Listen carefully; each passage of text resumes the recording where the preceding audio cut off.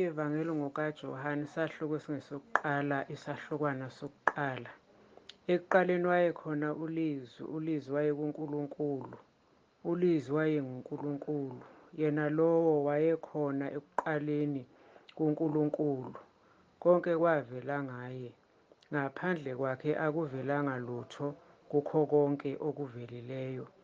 Ukuphila kwakukuye, ukuphila kwakungukukhanya kwabantu. Ukukhanya kukhanya ebumnyameni, kepha ubumnyama abukwamukelanga. Kwavela umuntu ethunyiwe nguNkulunkulu, igama lakhe lalunguJohane. Lowo wezela ubufakazi ukuba afakaze ngokukhanya, ukuze bonke bakholwe ngaye. Yena wayengesikho ukukhanya, kepha wayengozofakaza ngokukhanya. Kwakungukukhanya okuqinisileyo, okukhanyisa wonke umuntu, okwase kuza ezweni. Wayekhona ezweni, izwe lavela ngaye, kepha izwe alimazanga.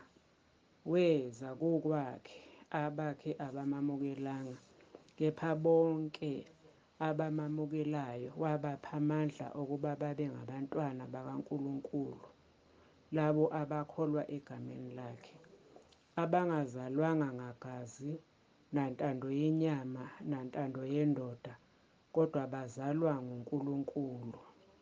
Ulizwi waba inyama, wakha phakathi kwethu, sabona inkazimulo yakhe, nkazimulo njengozelwe yedwa kuyise, egcwele umusa neqiniso.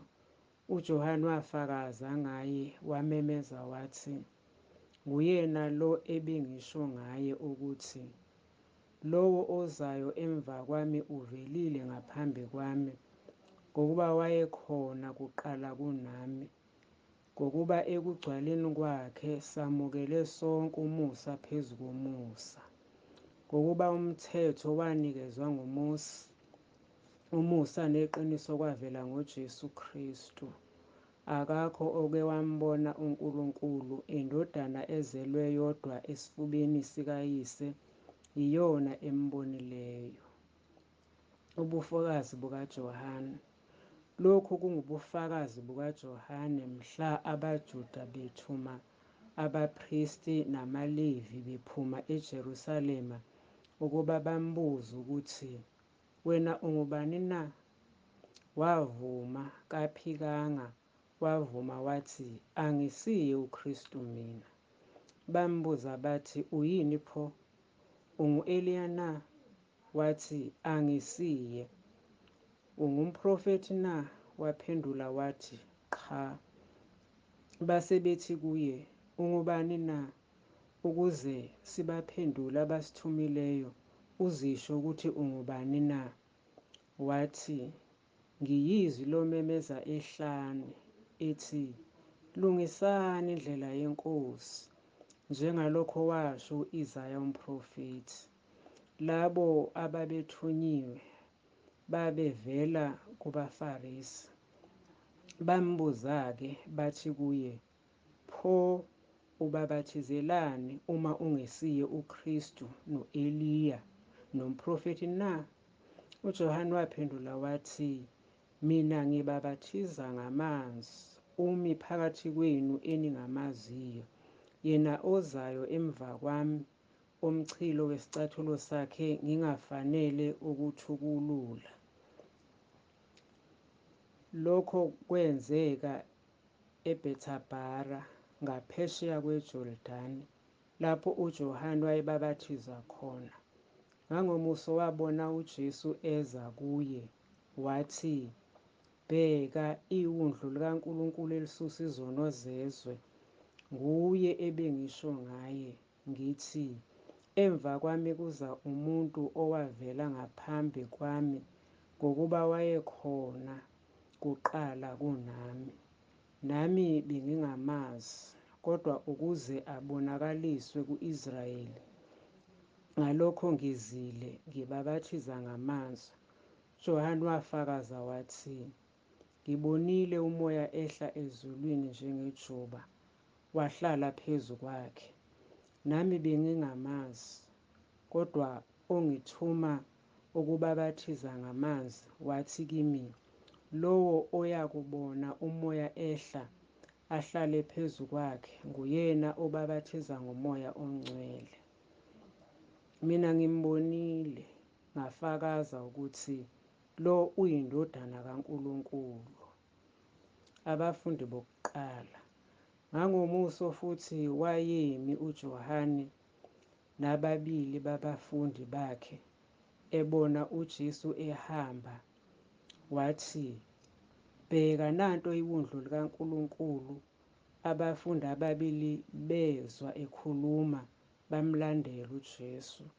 Khona uJesu waphendula wababona belandela, wathi kubo, nifunani na? Bathi kuye, Rabi, ongukuthi ngokuhunyushwa mfundisi, uhlalaphi na? Wathi kubo, wozani nibone. Ngakho-ke beza babona lapho ehlala khona. Bahlala naye ngalolo suku, kwakungaba yihora le10.